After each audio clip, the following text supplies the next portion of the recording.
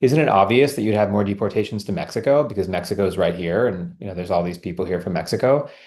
And I think what I find sort of insufficient about that as an explanation for our maps is it fails to account for the ways in which the law itself has made it much easier for some people to come and for some people to remain than for others to come and remain.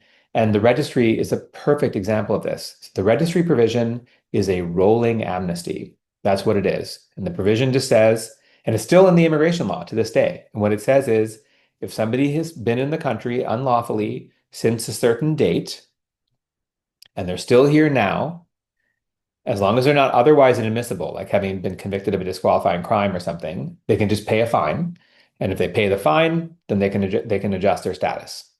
And this was introduced in 1929, at the same time when there was a huge wave of white supremacist ideology driving immigration policy in the 20s, which is what produced the period that Kelly was talking about when they banned virtually all immigration from Asia and Africa, right? At the same time, they passed this amazing progressive rolling amnesty in 1929. Like, how did those two things happen at the same time?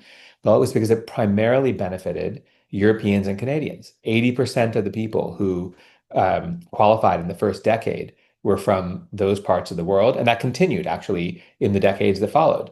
This statute was updated. They passed new ones. The first one said if you were here in 1921, you could adjust your status. Well, then there was another one that, updated that date. I can't remember what the dates are now, to the 1940s, another one, 1960s. And the last time it was updated, and you can see this in the fast forward to now, was in 1986 when it was updated to 1972. So any person who's been in the United States since January 1st of 1972, which is not a lot of people anymore who still have not adjusted their status. But if you're undocumented and you've been in the US since January 1st, 1972, you have amnesty. You can just legalize. You just have to register. So the question is like, why did that not get updated after that?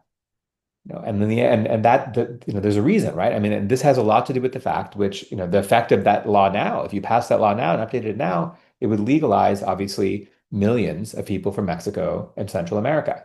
And that's just one example. It is much easier to adjust your status if you have overstayed your visa than if you have entered without inspection.